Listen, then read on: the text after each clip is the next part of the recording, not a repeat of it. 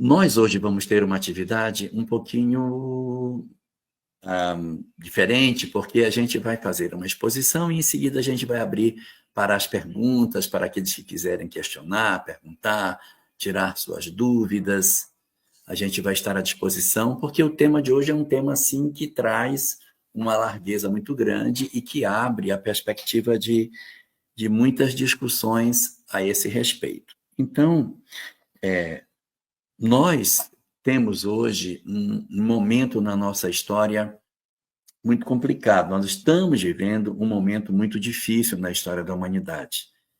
Esse momento que é perceptível até por quem não é espírita, para quem não tem uma leitura espiritual, também considera que nós estamos vivendo um período bem complicado, com muitas divergências, com muitas dores, muitos conflitos na nossa sociedade. Então, exatamente por isso, a doutrina espírita ela traz muitos esclarecimentos que nos ajudam a enxergar mais de perto essa realidade.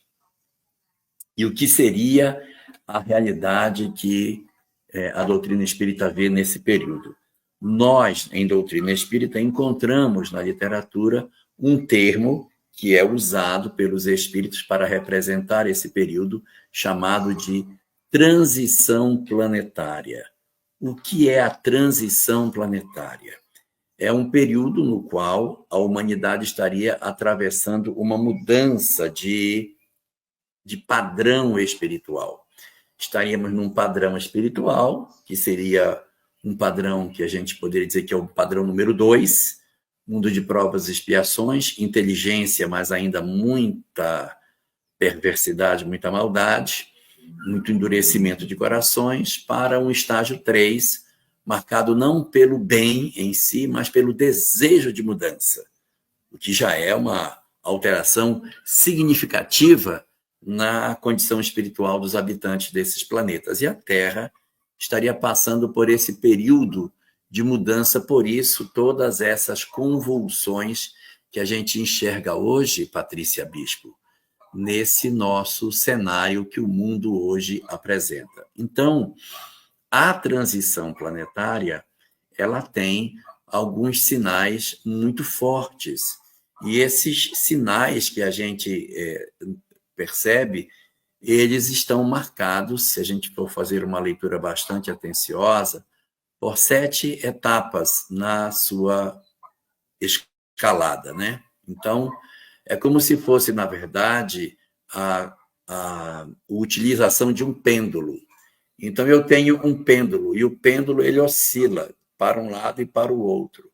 A transição planetária é exatamente o processo em que o pêndulo vai oscilar até que ele comece a garantir um equilíbrio, e aqui fique o ponto de equilíbrio de tudo isso. Enquanto esse ponto não acontecer, o pêndulo oscila para os dois lados. E a gente observa que ele já fez algumas oscilações. Nós temos, na verdade, 7 sinais do processo da transição planetária, que são oscilações desse pêndulo. Ora, o pêndulo vai para um lado e depois o pêndulo vai para o outro. Então, essas oscilações, elas vêm acontecendo. E quando elas acontecem, elas não cessam, elas acontecem e ficam ecoando na história. Elas ocorrem e aí aquilo fica ecoando. Aí ocorre a outra, aí fica ecoando. Então, são oscilações que ecoam. E a primeira oscilação que a gente tem do início da transição planetária, que está marcado no livro A Gênese, no capítulo 18, no item 9, é que a transição planetária, no dizer dos próprios espíritos, teria iniciado há quase um século antes da publicação do livro A Gênese, ou seja, no finalzinho do século XVIII, né? Porque nós estávamos na segunda metade do século XIX, seria na segunda metade do século XVIII. E o incidente mais significativo acontecido na história da humanidade, na segunda metade do século XVIII, é a Revolução Francesa. Então, é aqui a primeira oscilação que a gente tem no sentido da transição planetária, a primeira oscilação que ela faz é uma oscilação aonde a Revolução Francesa acontece.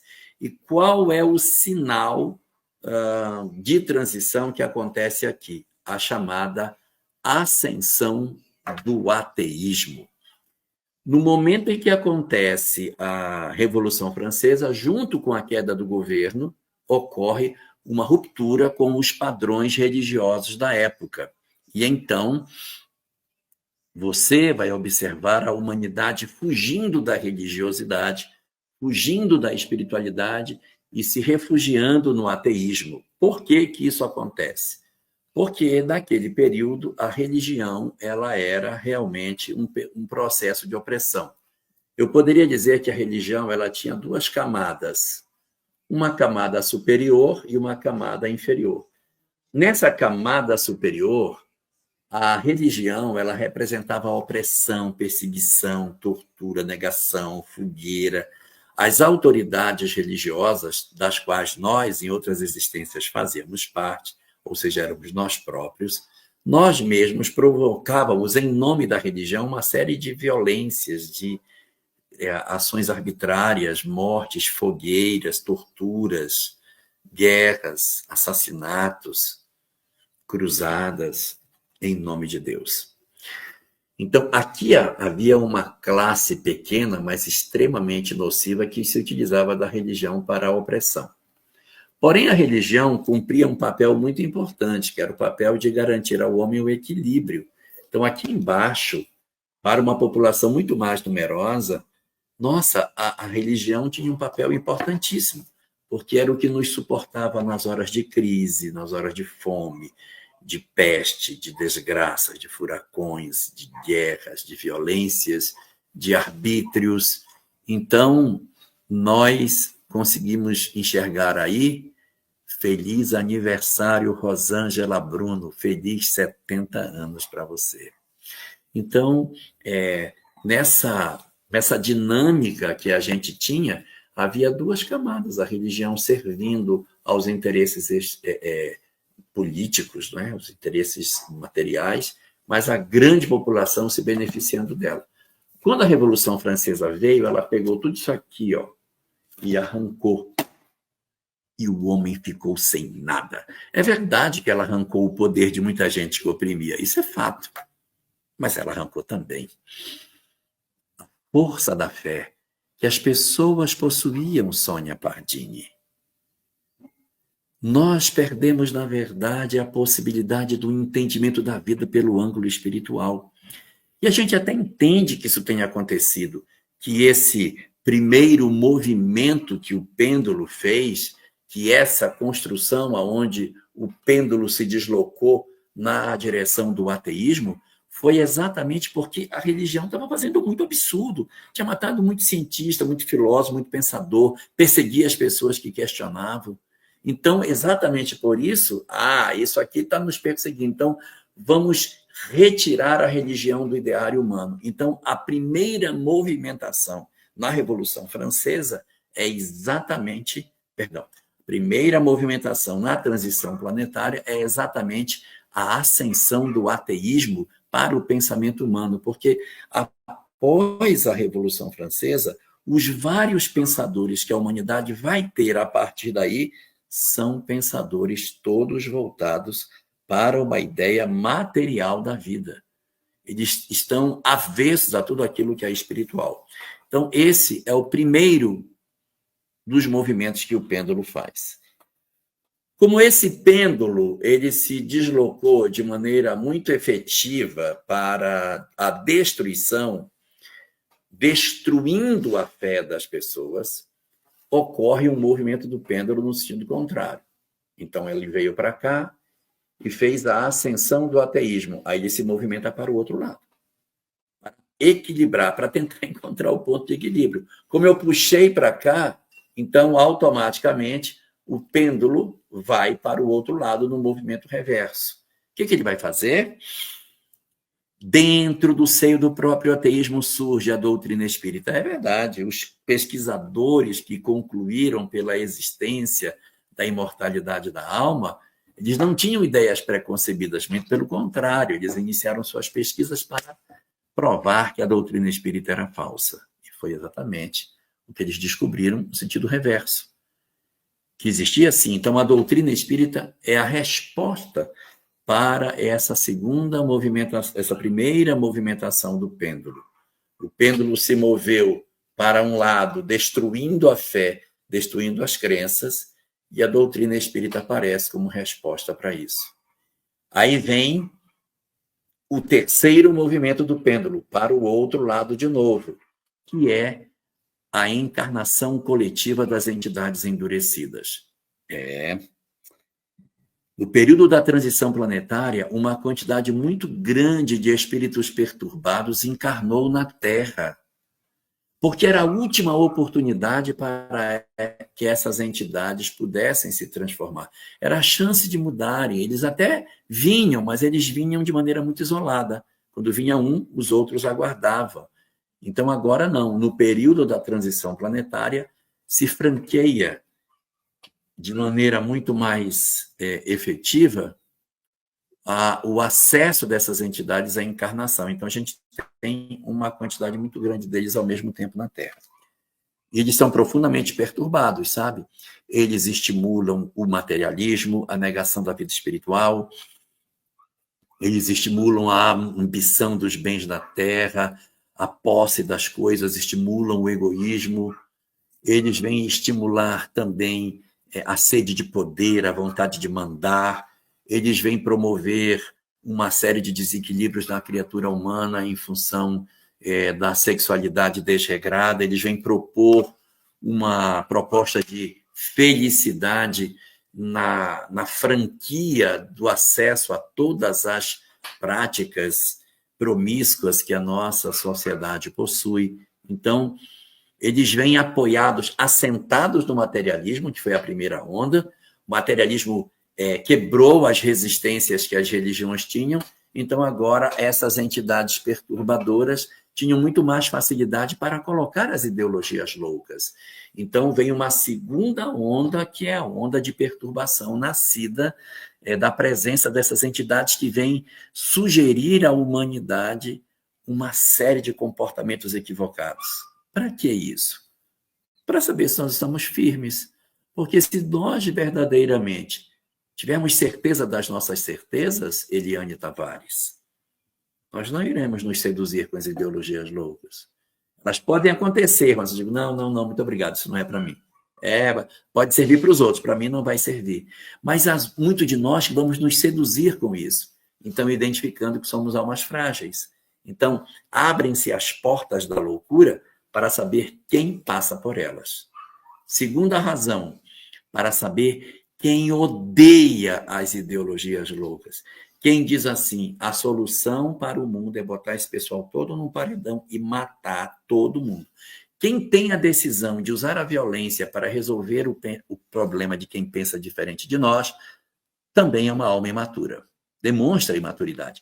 É imaturo o que segue as ideologias loucas e é imaturo o que deseja matar as pessoas que defendem as ideologias loucas. Isso é muito complicado, porque nem é eu me abraçar com elas e nem é eu odiar as pessoas. E ainda tem uma terceira via que também não é boa, que diz assim, isso não tem conserto. Tem que largar isso para lá. Não quero nem me meter nisso.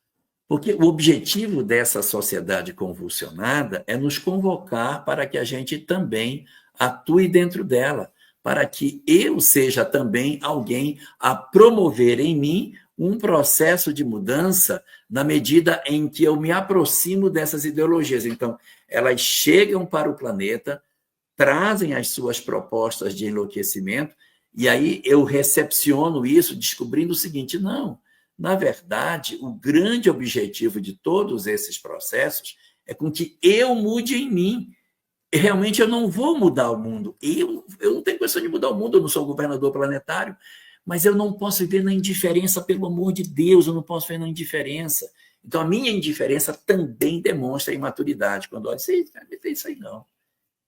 Isso aí não tem conserto. Isso mostra que eu também não tenho maturidade. Então, nem é se abraçar com o desequilíbrio, não é odiar o desequilíbrio e nem é desistir do desequilíbrio.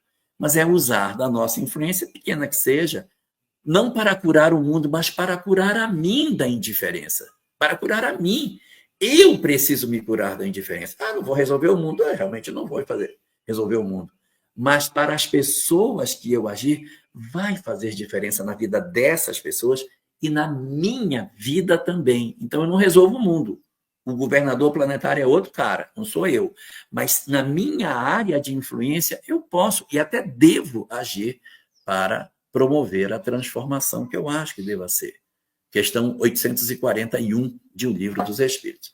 Então, evidentemente, este sinal que a gente tem, ele também é um indicativo de que a espiritualidade assim permite para que ocorra uma possibilidade de melhoria do planeta.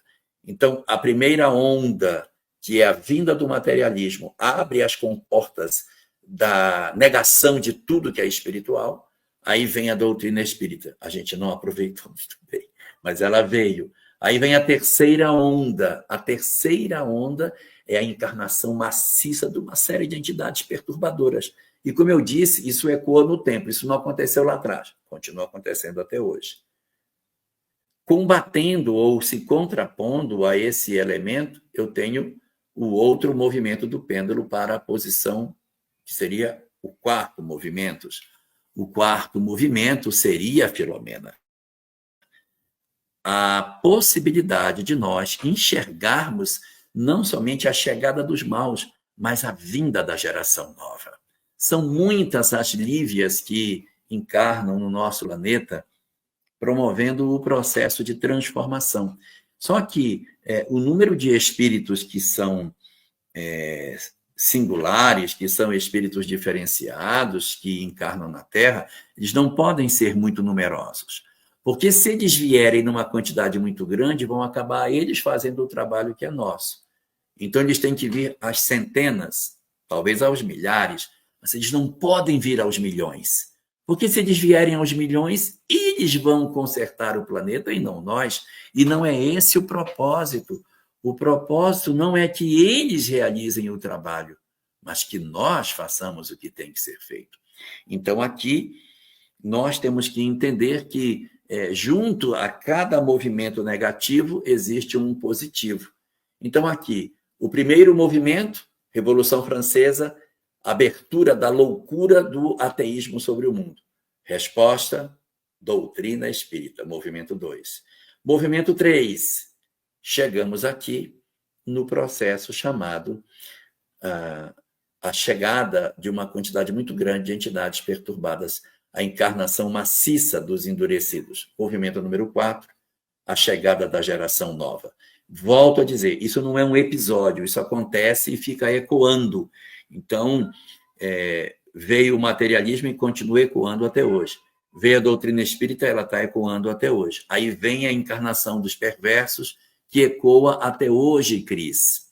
Bom dia para você, bom dia para a Marluce, meu Deus do céu, bom dia para vocês todos aí. E aí vem ecoando isso no tempo. Bom dia para o Arthur também. E depois de tudo isso, a gente tem uma outra etapa, que seria a quinta etapa. Ora, se a gente teve a primeira negativa, a segunda positiva, a terceira negativa com a encarnação dos maus, a quarta como positiva, que é a chegada da geração nova, o pêndulo vai oscilar de novo para o outro lado. O pêndulo vai oscilar voltando para o aspecto negativo. Qual é o quinto dos sinais da transição planetária? Ora, se já veio o materialismo que quebrou tudo, e depois vieram os endurecidos que trouxeram as ideologias loucas, o quinto sinal é o mais tenebroso de todos. O império das imperfeições, o domínio do mal. Uma onda de perversidade, de loucura, de perturbação, de desequilíbrio, como nunca a humanidade havia visto antes. E a gente pode dizer assim, isso é porque a gente está vivendo hoje, e aí a gente fica dizendo que nunca teve tão ruim, que a nossa geração... Não é verdade, tá ruim mesmo. Quer que eu prove? Nunca houve tanto adoecimento mental como nós temos hoje. Nunca existiu tanta depressão, tanto suicídio, como nós temos nos tempos atuais. Nesta obra, chamada Obras Póstumas. Obras Póstumas, que é uma obra escrita com escritos que estavam na mesa de Kardec, nós temos aqui um livro que foi feito baseado nisso. Não é uma obra escrita verdadeiramente por Kardec. E a gente vê logo isso porque os capítulos não têm número. Kardec numerava capítulo, eternizava os capítulos. Essa obra não tem esse tratamento técnico. Mas aqui nesta obra existe uma mensagem chamada Regeneração da Humanidade. Tá? Essa mensagem que está aqui no meu livro é a página 321, e eu tenho que dizer assim porque os capítulos não numeram. Para quem é paciente, é o capítulo 31 da segunda parte, tem que contar no dedo. Existe uma mensagem, que é essa, Regeneração da Humanidade, com 29 parágrafos, em que ela descreve o cenário da transição planetária passo a passo. Todos os elementos que constituirão a transição. E lá nesse livro, nessa mensagem, no 20º parágrafo dela, existem 4 sinais do período de perturbação, do império das imperfeições, da convulsão que nós estamos vivendo. O período que estamos vivendo neste momento, Fátima Soares, o período que estamos vivendo neste momento é o período do império das imperfeições, onde a loucura se ri da honra, onde tudo que era tido como negativo agora é virtude, onde os valores estão completamente invertidos. E tudo por conta do quê? Porque o materialismo ele inverte a lógica da nossa vida. O ateísmo ele traz todas as preocupações do homem para o presente. Ele nos tenta convencer de que não existe nada após a morte e, portanto, nossas existências se restringem unicamente às dificuldades que nós temos na vida presente. Então, a felicidade tem que ser buscada aqui. Eu tenho que ser feliz aqui. Então, eu tenho que ter dinheiro, fama, riqueza, poder, casa linda, marido maravilhoso, o corpo não pode envelhecer. É uma doidice sem fim, porque nós transferimos todas as nossas preocupações para a vida presente. Muitos não querem nem sequer estudar. Não, tá doido, vou fazer uma faculdade para ganhar um pouquinho de dinheiro. Eu vou ser influenciador digital, que eu ganho muito mais dinheiro, não preciso estudar, vou ter muitos likes, vou ficar rico, famoso, vou comprar um iate. Uma sociedade totalmente doente. Uma quantidade enorme de pessoas desesperadas para ter dinheiro, fama, poder, riqueza, ansiosos, e vivem um processo de ansiedade que não consegue resolver, uma convulsão desesperada da busca de valores materiais. E como não consegue, se suicida, porque não consegue ter felicidade. Outros que sentem que não vão conseguir se desesperam e se lançam nos braços da depressão. Isso está muito bem evidenciado na obra O Homem Integral, que eu deveria ter encontrado aqui quando eu mexesse na minha estante. Mas eu não achei, mas eu vou achar daqui a pouco. Está aqui. O Homem Integral. Esta obra de Joana de Ângeles, de 1990, tem 34 anos essa obra, descreve nos capítulos 1 e 2 de maneira muito clara esse cenário de perturbação da sociedade atual, que, como a Fátima Soares está dizendo, é um momento difícil, sim, extremamente difícil, porque todas as comportas da loucura estão abertas, todas as loucuras estão sendo validadas, todas as condutas que as criaturas quiserem ter, vai que é bom. Por quê? Porque para a sociedade materialista não existe Deus, então não existe regra. Se não existe regra, tudo pode. Então, a promiscuidade, a sexualidade desregrada acontece de maneira completamente franca. As pessoas perderam as rédeas do que é o certo, do que é o errado.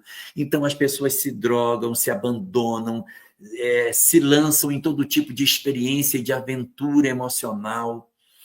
Existe tanta perturbação na sociedade em que vivemos nos dias atuais, tanta dor, tanta dor. Nós nunca tivemos, Lívia e Carlos, nunca tivemos tanta dor na história da humanidade como temos hoje. Nunca fomos tão doentes, tão alucinados, tão perdidos.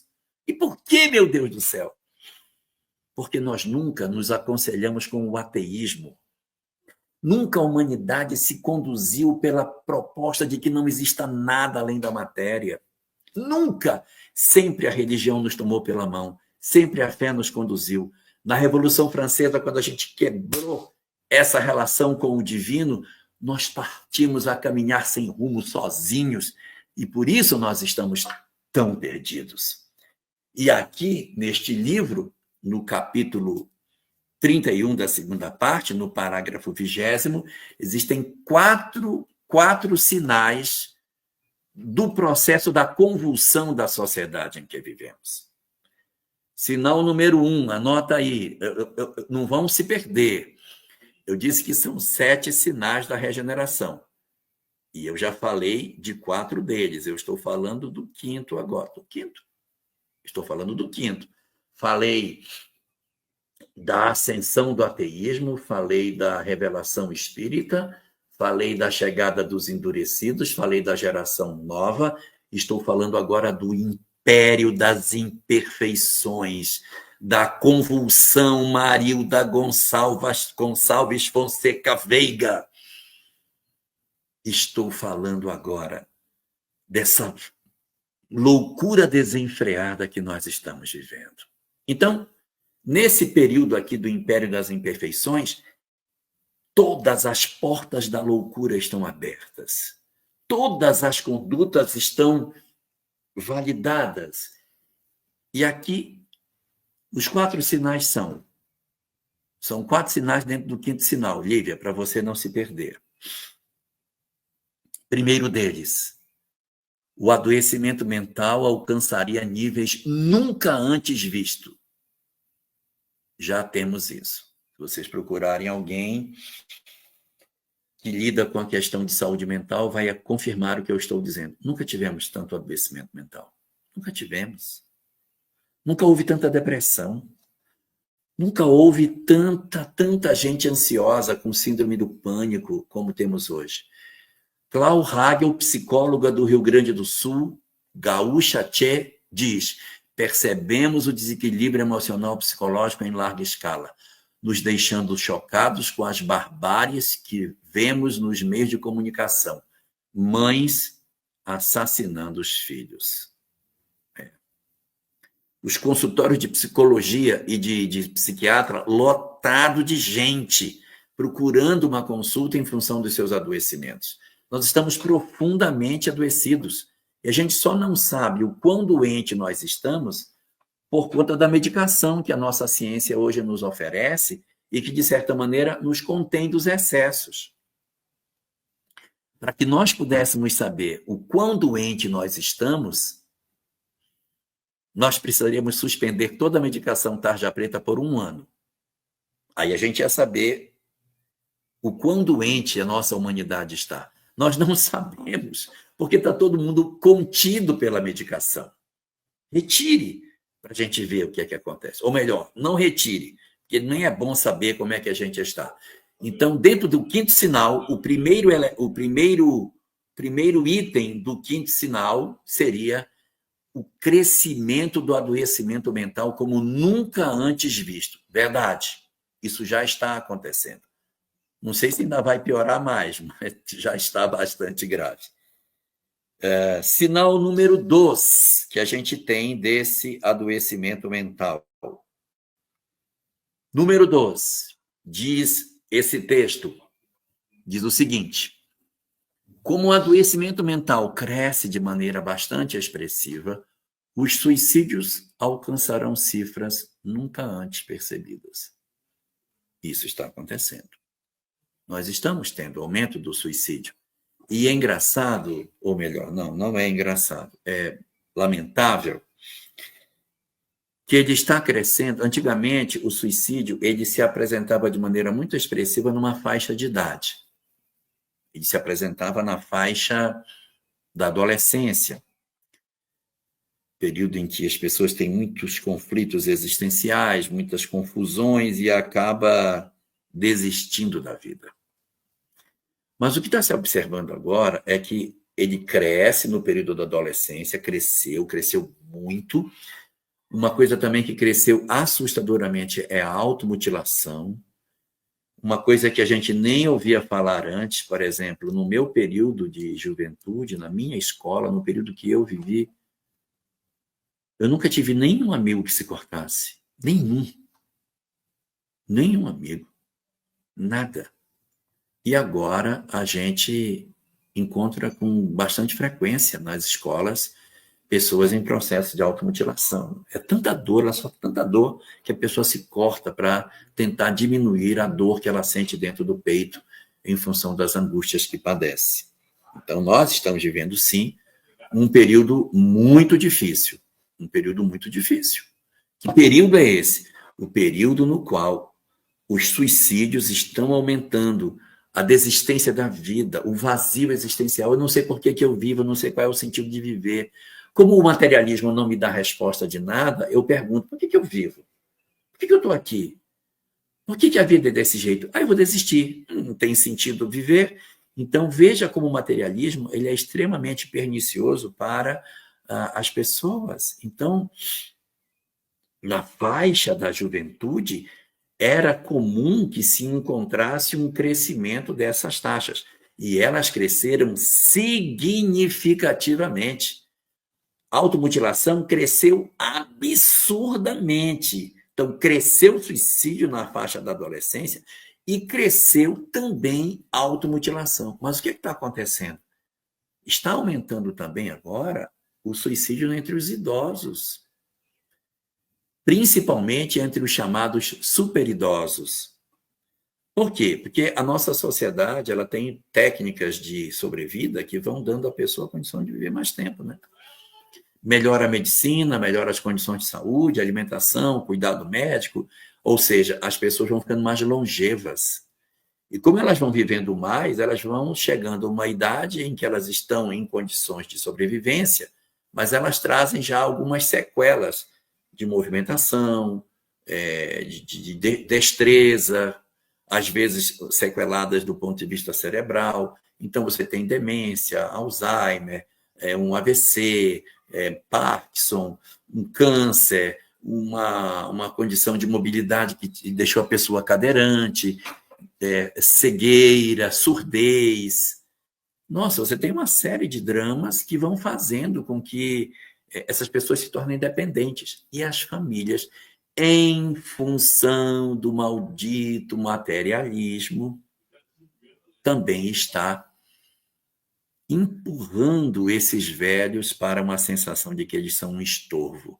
E eles, ao se perceberem um objeto de incômodo nas famílias, muitos estão optando pelo suicídio. Então, está se observando o aumento da taxa entre os idosos. E agora, na Europa, surgiu o suicídio assistido, em que as pessoas programam seu suicídio. Internam-se no hospital, fazem a sua programação, deitam numa cama, prepara-se tudo, a pessoa aperta um botão e o suicídio acontece. Né? A Fátima pergunta se isso é um teste de fé. O externo materialista em tudo e o meu interno espiritualista. Daqui a pouco, Fátima, no próximo bloco, não se afobe. Nós estamos no 5º passo. Aqui temos um comentário de Suamis Tavares. Já compreendi que os remédios não curam, nos controlam, como disse, mas não nos curam. Eu vivo essa montanha-russa há 27 anos. Compreendi que só buscando algo espiritual que melhora. Tcharam! Você descobriu, Swamis, alguns ainda estão lutando para entender isso. Então, é um período muito difícil. Nesse quinto estágio do Império das Imperfeições, destrambelhou a máquina da sociedade como um todo. Então, nós temos aumento do adoecimento mental, aumento das taxas de suicídio. Terceiro fenômeno que está citado em Obras Póstumas, capítulo 31, segunda parte, parágrafo 20, é que o suicídio cresceria tanto que, na verdade, Fátima, deve você tomar um ansiolítico para poder diminuir a ansiedade. Aí nós vamos chegar lá daqui a pouco. Então, o terceiro sinal é: cresce o adoecimento mental, cresce o suicídio e cresce o suicídio entre crianças. Isso está escrito aqui na mensagem de 1866. Não existia suicídio de criança. Hoje já tem. Já é notável a quantidade de crianças em processo de sofrimento. Então, nós temos aí o terceiro sinal. E o quarto? O quarto é: e nesse período, muitos, antes mesmo de haverem encontrado a morte, estarão riscados do número dos vivos. Antes de encontrar a morte, estarão riscados do número dos vivos. São zumbis? Não, são zumbis, mas não são os zumbis do The Walking Dead. Não. São zumbis das drogas, da sexualidade desregrada, das viciações no jogo, do abandono de si mesmo, do vazio existencial, da depressão profunda, dos quadros críticos de adoecimento mental, em que as criaturas perderam total conexão com a realidade e vivem como verdadeiros zumbis na nossa sociedade. Meu Deus, o que fizemos de nós próprios? O que fizemos com a nossa própria sociedade? Como conseguimos chegar a esse estágio quando tu nos ofereceste tantas coisas? Fomos nós que promovemos um processo de apartamento de ti, que nos segregamos da tua presença e decidimos viver sozinhos, marchando pelos caminhos sombrios do ateísmo. Aí está o resultado da sociedade que buscamos. Agora é o momento de apresentar a sociedade para os ateístas e dizer: aqui está o resultado da obra. Eis o resultado do que vocês quiseram quando extirparam do coração humano a fé, quando arrancaram a compreensão da espiritualidade da criatura humana. Sabemos que o fanatismo é pernicioso, sem dúvida, e deve ser combatido. Mas nunca se poderia ter negado ao homem a possibilidade de crer. Hoje estamos profundamente adoecidos, extremamente doentes, precisando como nunca de uma solução espiritual para as nossas vidas, porque chegamos num ponto em que a humanidade está descobrindo, cara, do jeito que vai, a gente vai se destruir. Nós não conseguimos caminhar sem fé. Foi uma ilusão, foi uma grande mentira de que o homem do século XX seria mais feliz, porque seria um homem sem Deus. Mentimos para nós próprios, iludimos a nós mesmos nos traímos quando nós dissemos que nós seríamos mais felizes.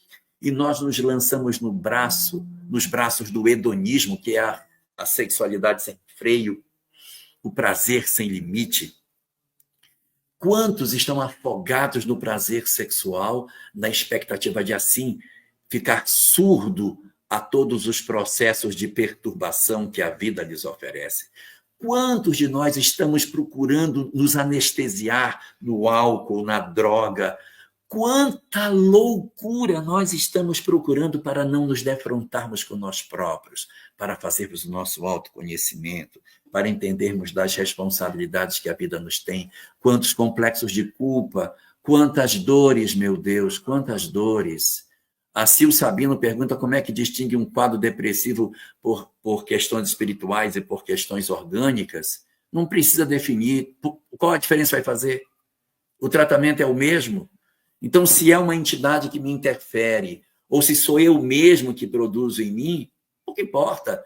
Mude sua vida, se transforme, pratique o bem, faça com que o amor movimente sua vida, e se for espírito, vai diminuir. Se for você mesmo, também diminui. Então, é por aí que a gente vai. Pode ser que precise de alguma substância química para o ponto inicial de equilíbrio, mas a gente vai tentando reduzir com uma mudança de vida. Então, voltando para o nosso pêndulo, nós temos, então, um primeiro movimento que é o ateísmo, um segundo movimento que é a doutrina espírita, um terceiro movimento, a encarnação dos maus, um quarto movimento, a geração nova, um quinto movimento, o império das imperfeições, e agora um sexto movimento no sentido contrário. O sexto movimento, eu não sei se todos vão gostar, mas o sexto movimento chama-se período do testemunho. Não tem outra forma de consertar esse negócio. A única maneira que tem de consertar é consertando, gente. Não tem jeito.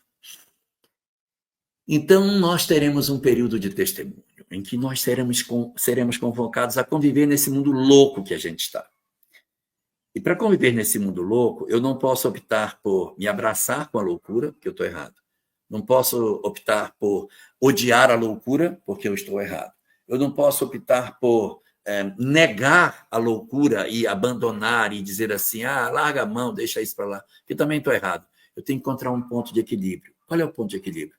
É viver no meio da loucura, exercendo o meu poder de influência, entendendo que eu sou um ser imortal. Por pior que possa ser a minha história de vida em função da loucura dos outros, eu não vou ser destruído, eu sou imortal. Então, a gente vai dar o nosso contributo, vai dar uma nossa parcela de contribuição, né? Parcela de ajuda para isso, mas compreendendo que a minha parcela é pequenininha, só que cada um de nós é um palitinho de fósforo que se acende. Se todo mundo acender, seremos nós juntos a luz do mundo. Vós sois a luz do mundo. E disse ele, eu sou a luz do mundo e vocês juntos também são a luz do mundo. E nisso vocês são as luzes do mundo.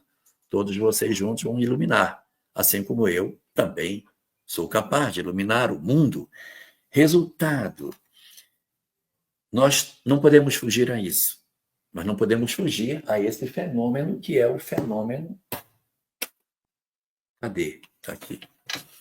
Nós não podemos fugir a esse fenômeno que é o fenômeno da transição planetária e do exercício verdadeiro nosso nesse sentido.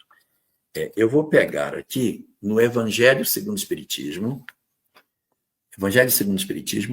capítulo 20, esse último parágrafo aqui, ó. E diz assim,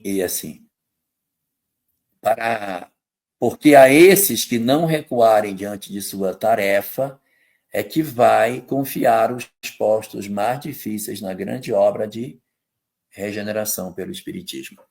Ou seja, o momento de testemunho vai ser difícil, Fátima, porque a gente vai ter que enfrentar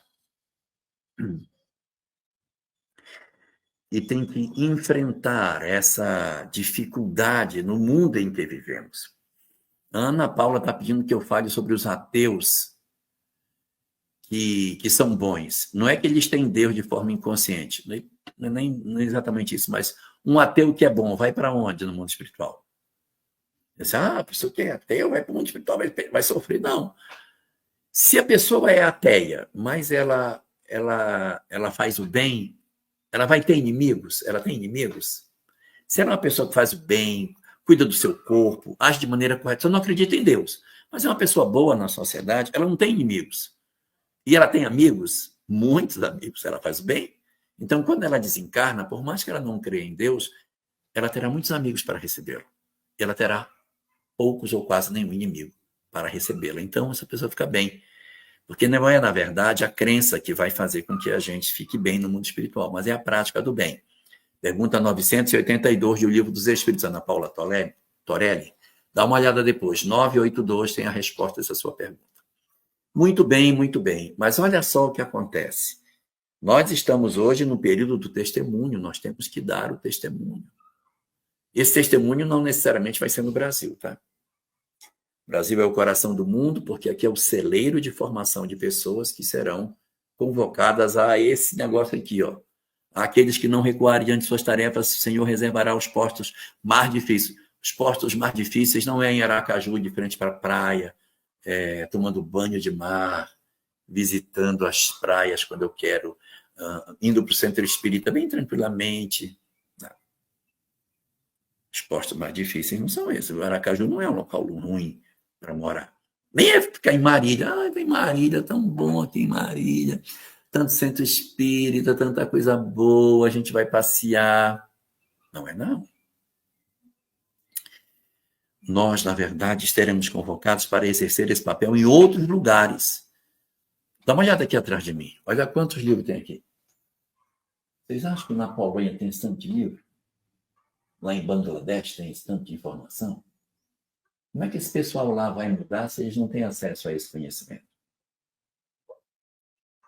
Alguém precisa ajudar, né? Que isso aconteça. Porque o governador ele é planetário, ele não é brasileiro. Deus até pode ser brasileiro, mas o governador é planetário, gente. Então, o governador está preocupado com o planeta. Então, ele criou no Brasil, o governador criou no Brasil uma escola de formação espiritual e depois vai pegar todo esse pessoal que está aqui e vai espalhar. Isso é lógico. Por que a gente vai querer ficar todo mundo do Brasil aqui escondidinho? Não. Agora, entenderam a mensagem, então agora espalho vocês entre os muçulmanos, entre os católicos, entre os protestantes. Alguns serão espíritas, é verdade, mas a maior parte não vai ser. Alguns de nós iremos reencarnar entre cientistas, entre filósofos, educadores, políticos, etc. Para os que forem mais resistentes a esse processo, eu, pessoalmente, irei interceder junto a Jesus, no caso dos mais resistentes de ir embora daqui, para que fiquem no Brasil, mas eles fiquem lá no Planalto Central, que fiquem lá no Congresso Nacional, vão trabalhar lá no Congresso Nacional. Quem ficar no Brasil, eu vou pedir, Senhor, eles não quiseram ir, bota eles lá no Congresso, para eles ajudarem o Brasil.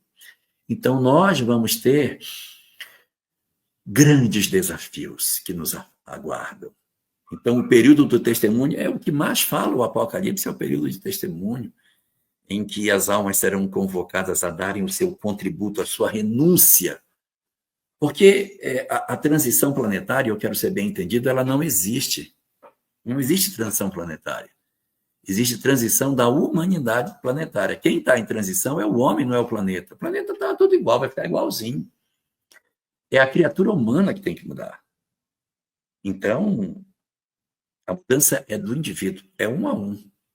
Cada um que se transforma, a Terra está mais próxima da regeneração.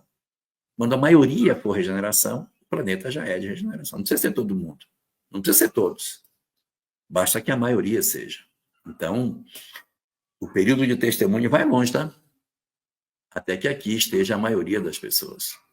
Até que a maioria tenha se convencido de que estou exausto do materialismo, estou exausto do que eu faço, quero uma vida diferente. Aí a vida começa a mudar. E aí nós temos a sétima etapa.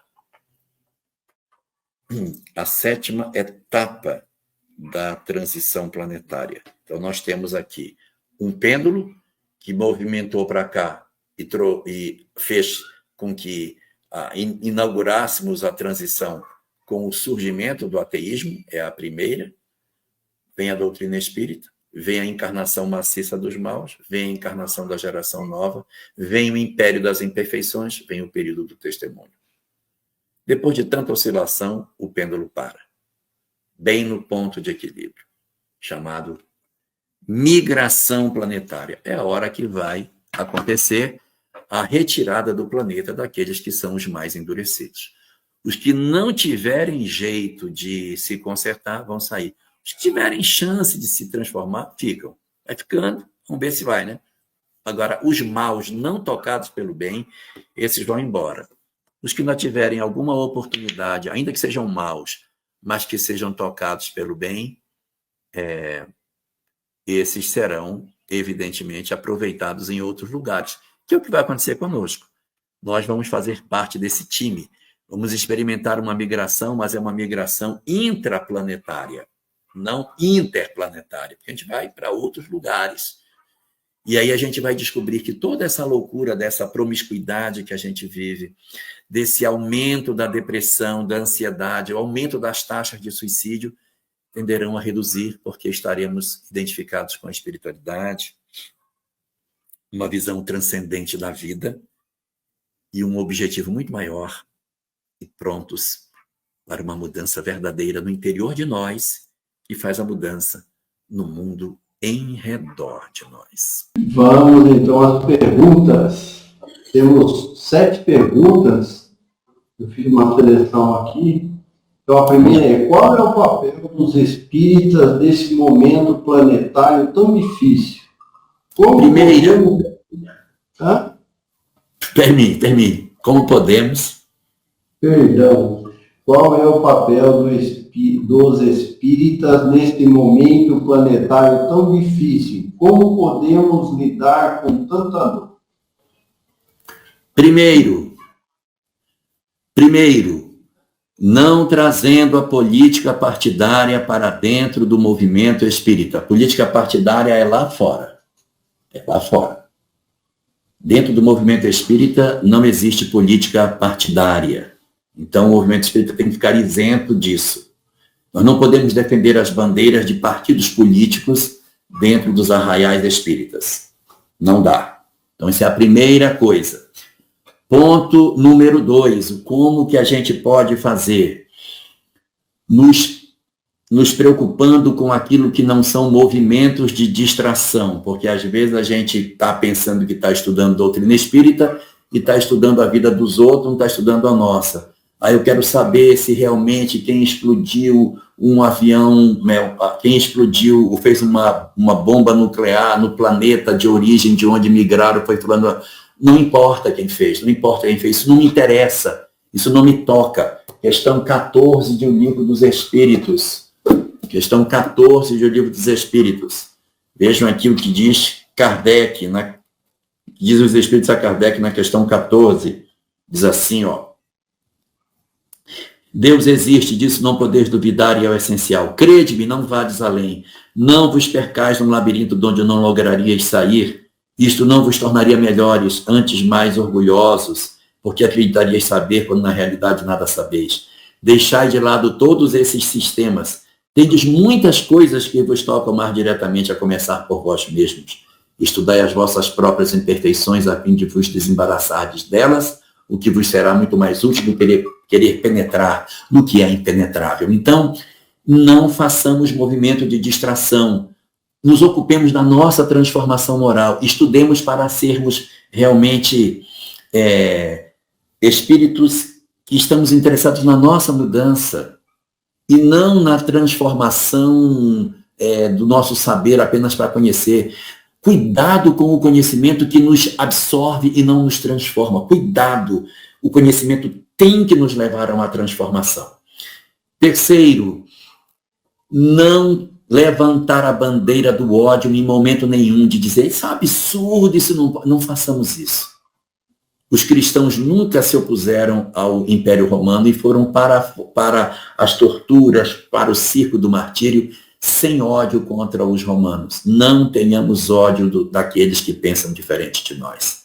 Não tragamos o ódio de fora para dentro do movimento espírita. Não façamos isso.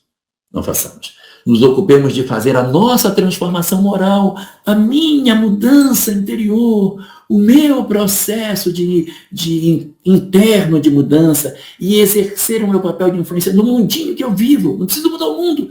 Muda, mas exerce teu papel de influência sem desistência. Se a gente fizer isso, a gente vai dar um bom contributo para a transição planetária e para o movimento espírita. Vamos lá, segunda pergunta.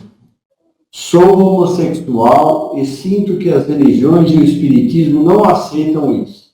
Você poderia falar mais sobre? Posso.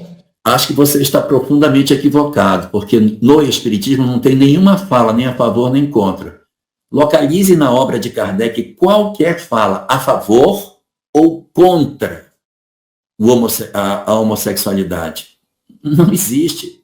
Não tem nada. A doutrina espírita nunca falou nada sobre isso. Você pode encontrar comentários de espíritas, mas da obra de Kardec não tem nada, absolutamente nada nesse sentido. E a questão 200 de O Livro dos Espíritos fala que os espíritos não têm sexo, né? E que a gente acaba se ligando a um arquétipo mais masculino ou mais feminino. Agora, você vai encontrar nesta obra aqui, chamada Vida e Sexo, que eu deveria encontrar olhando para trás, aqui achei, pegar esta obra aqui, Vida e Sexo, que é o melhor tratado sobre sexualidade que a gente tem dentro de doutrina espírita, uma obra fininha, mas espetacular, algumas questões sobre homossexualidade. E você vai perceber aqui que não tem nada. Agora, vai ter muita coisa dita com relação à promiscuidade. Aí sim. Se você tem uma vida promíscua, aí tem muita coisa na doutrina espírita escrita, hein? Agora, com relação a você ter uma vida em que você elege um parceiro para viver em regime de lealdade com essa pessoa, elegendo a sua vida de forma que a sua orientação sexual não é o seu primeiro qualificativo, ou seja, as pessoas não se apresentam assim, muito prazer, eu sou fulano de tal, sou heterossexual, e não, ninguém. Então, por que eu tenho que colocar a minha orientação sexual como a primeira definição minha? Então, se alguém tem, de repente, uma vida afetiva com práticas relacionadas com a homoafetividade, então que ela eleja alguém e viva em regime de reciprocidade de afeto. A mesma recomendação é para os heterossexuais. Que você escolha alguém e vive em regime de lealdade com essa pessoa. Não tem diferença. Então, você vai encontrar muitas colocações sobre a questão da promiscuidade na literatura espírita. Agora, quando você fala do espiritismo, talvez você possa estar falando do movimento espírita. Aí, pelo movimento espírita, eu não posso falar. O movimento espírita é feito por pessoas são imperfeitas, pessoas fazem interpretações equivocadas, pessoas têm seus preconceitos, pessoas têm suas idiosincrasias, trazem o seu pensamento de acordo com a sua visão de outras existências. Então, eu não respondo pelas pessoas. Agora, a doutrina espírita, Allan Kardec não tem uma palavra sobre homossexualidade. Uma. As obras espíritas falam muito sobre promiscuidade. Isso fala. Agora, se o movimento espírita tem isso, é uma questão das pessoas. Mas eu acredito que isso também tende a diminuir na medida em que a gente estuda mais a doutrina espírita, entende melhor o que ela seja e pode perceber de maneira mais efetiva a validade dos companheiros maravilhosos que existem. Mas fica a recomendação, tanto para hétero como para homo, da necessidade do respeito na sexualidade com o outro. A Fátima Rabelo Bastos diz o seguinte, que Joana de Anges, no livro Atualidade do Pensamento Espírita, Divaldo Responde, número 2, fala claramente que tanto o homo como o hétero, o que vale é a não promiscuidade. Ok?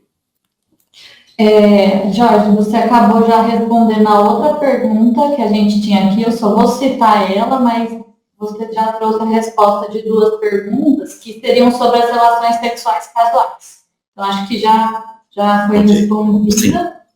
E a outra que eu queria fazer, eu vou tentar juntar um pedaço de várias aqui que eu entendi que falam sobre a mesma coisa. Essas crianças, adolescentes, que se mutilam, seriam espíritos com menos resistência à dor do que as gerações anteriores? Porque abusos e violência sempre existiram. O que você pensa sobre isso? E a outra pergunta, ela se une a essa, falando literalmente como as gerações mais jovens estão menos resistentes, resilientes às dores, e como isso é essencial para o nosso crescimento. Então, queria que você tentasse falar um pouquinho sobre. Eu vou substituir a palavra dores pela palavra frustração. Porque dor pode parecer que é menos resistente à dor. Eles são menos resistentes à frustração. Isso é verdade. Por exemplo, na época do Carlos, quando ele queria se comunicar com uma pessoa, ele fazia uma carta escrevia, botava selo, ia no correio, postava a carta, o carteiro levava, a carta chegava, aí a pessoa lia, depois a pessoa tirava um tempo para escrever, e aí a pessoa botava no correio e fazia todo o processo inverso para receber. Então a gente mandava, no mês seguinte a gente ia receber a resposta. Então era um processo muito lento. Então a gente tinha uma determinada velocidade no qual a vida acontecia. Quando veio o e-mail, isso mudou completamente, porque a pessoa escrevia a carta e apertava Enter e não tinha correio, ela já estava na caixa postal da pessoa. Bastava a pessoa abrir essa caixa postal, a carta já estava lá, ela poderia ler e ela poderia responder e já estaria na minha caixa de volta. Olha que velocidade que o mundo ganhou. Foi uma coisa incrível. Depois não passou a não prestar mais, porque demora muito. Você deixar uma correspondência numa caixa postal, e se ele não lê? Se ele lê só amanhã, demora mais. Então, nós começamos a exigir novos instrumentos. E hoje a gente tem os sistemas de mensagem instantânea no celular, que você manda a mensagem e instantaneamente cai para o cara. Pam! E o negócio ainda ficou pior, porque agora a gente dá a ver quando fica azulzinho, sinal de que ele leu. Então a gente fica, mandei, ainda não leu, mandei, ainda não leu. Faz 2 minutos que mandei, ainda não leu. Olha o nível de ansiedade. Então nós estamos muito mais, hoje, nossa sociedade é assim. Eu entrego, eu recebo. Eu entrego, eu recebo. Eu dou, eu recebo. Então, eu dou enter, aparece. Eu entro na internet, digito, aparece. Então, há uma prontidão muito grande das respostas. Eu quero, eu tenho. Eu ligo, eu quero encontrar alguém. Ah, ele não está em casa. Ih, rapaz. Aí liga, oi, fulano. Liga de telefone fixo. Fulano, cadê fulano? Fulano não está. Não é que ele chega só de noite. Ah, tem que esperar de noite. Não tem mais isso. Onde o cara tiver, eu acho ele com o celular. Fulano, quero falar contigo. Então, existe uma prontidão muito grande de tudo aquilo que eu quero, tudo que eu quero eu tenho, tudo que eu quero eu tenho. Eu moro numa cidade pequenininha, um ovo de cidade, moro lá em Porto Velho, meu Deus, eu não tenho como comprar esse livro, como é que eu vou fazer? Pede pela internet, pede pela internet. Aí eu queria comprar esse produto, pede pela internet. Acabou, todo mundo mora numa única aldeia global, olha que coisa linda. Eu peço no dia eu peço coisas que chegam no dia seguinte na minha casa. Coisa de maluco isso. 24 horas para entregar. Meu Deus, se eu fosse viajar, chega mais rápido. É uma coisa impressionante. Então a nossa sociedade está habituada a ter prontidão de resposta. Quando as coisas não acontecem nessa velocidade, gera uma frustração que nós não estamos habituados a lidar. E como nós não temos uma formação religiosa, uma formação que nos oriente a ter um pouco mais de paciência, a desenvolver as virtudes, a desenvolver os aspectos emocionais, nós ficamos lançados nessa torrente de loucura em que as pessoas estão desesperadas pela resposta do que elas querem. Quando não tem, vem a frustração, eu não consigo lidar com a frustração, eu sou muito mais frágil porque eu não tenho o forro da fé, Deus está me cuidando, Deus está me protegendo, não tem forro atrás de mim, eu não tenho forro. Se eu não tenho amor, eu estou perdido. Se a pessoa que eu amava diz que não me ama, eu não tenho forro. Se o meu pai, que estava comigo amanhã, ele vai embora porque ele descobriu uma outra pessoa, então a gente, na verdade, entra num processo de desconstrução, né? E aqui a Fátima traz um contributo dizendo que o Dr. Sérgio Felipe toca no assunto do aumento de autistas e TDAH como um desafio para a humanidade terrena. Ah, não, isso aqui já é uma outra questão. E a Margarete Cruz diz o seguinte: estou com depressão, ansiedade, síndrome do pânico, acredito em Deus, mas não consigo ter fé. Precisa promover o resgate da fé, Margarete. Como que faz? Contato com a natureza, tá? Contato com a natureza e prática da caridade. São os 2 instrumentos que Joana de Ângeles nos oferece para isso. Contactar com a natureza, andar descalço na grama, tomar banho de cachoeira, ouvir passarinho no campo, vai para o parque, vê a natureza e vê a majestade do Criador. 2, prática do bem, para desconectar, descoagular as descargas de ocitocina, que são importantíssimas para o combate da sensação de abandono de si mesmo e o restauro da conexão com o divino. Ok? E um terapeuta também muito bom, tá, Margarete? Um terapeuta muito bom. Mas eu acho que você já está. Você está falando aí de um monte de coisa, você deve ter já. Ô, Jorge, a gente acredita que talvez tenha uma pergunta um pouco parecida com essa última que foi feita da Margarete, um pouquinho. Sinto que está acontecendo tantas coisas ruins ao meu redor, as pessoas querem tirar vantagens, prejudicar umas outras, como você disse. Sinto que o mundo não tem mais jeito. Como ter mais esperança e fé? A esperança vem da fé, da certeza, porque repare bem, se você perguntar para os materialistas qual você acha que é o futuro da humanidade, o que eles vão responder para você? A quase totalidade deles vai dizer, vai piorar muito, o mundo vai ficar muito pior. Por quê? Porque a falta de fé, ela rouba de nós também essa capacidade de crermos que nós podemos ser felizes. Tira de nós tudo isso. Então, consequentemente, nós nos tornamos muito mais infelizes em função do afastamento da fé. Então, como é que a gente faz para combater essa falta de fé nas nossas vidas? Nos aproximando das verdades espirituais. Nos aproximando da leitura espiritual que a vida nos dá. Muito boa tarde para você, Érica. Seja muito bem-vinda. Então, é a partir do momento em que a gente se permite ser arejado pela fé que nós temos condição de fazer com que as nossas vidas sintam verdadeiramente um propósito superior. Abandonar-nos ao ateísmo é destruir as nossas condições espirituais.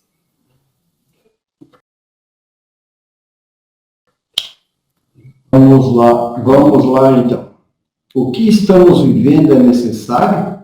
Precisamos passar por isso? Ou é ausência de religiosidade? Olha, é assim. A humanidade, no período da transição planetária, precisa passar por alguns testes para saber se a gente realmente está resistente às sugestões do mal.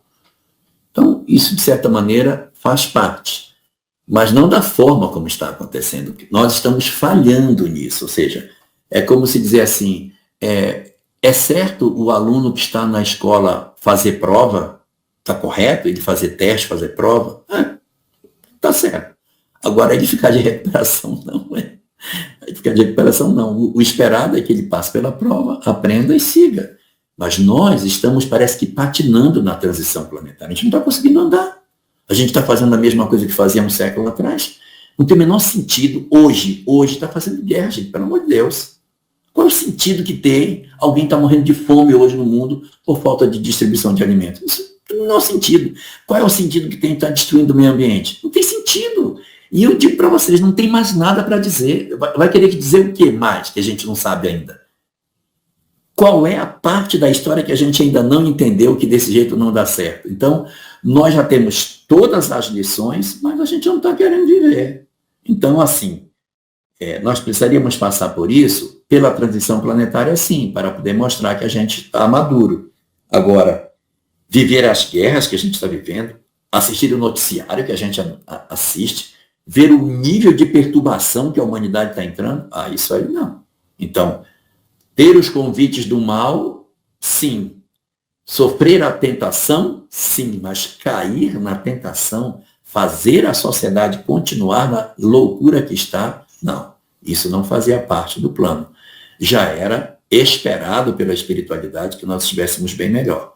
É só verificar, Revista Espírita de 1863, fascículo de dezembro, onde Kardec diz que, pelos espíritos, o século XX seria o fechamento da transição planetária. Cadê? Terminou? Então está atrasado.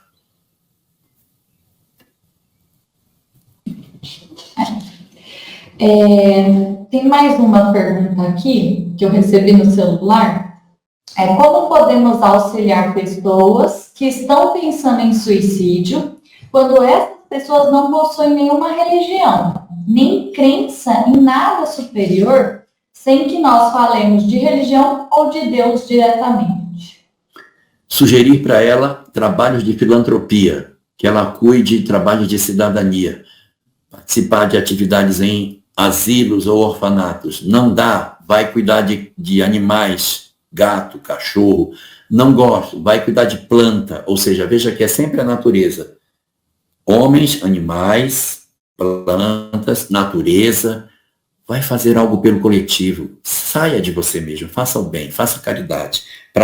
Pratique algo em favor do próximo. Esqueça a sua própria dor. Essa é a melhor estratégia. A melhor estratégia para que eu vença a minha dor é me ocupando da dor do outro.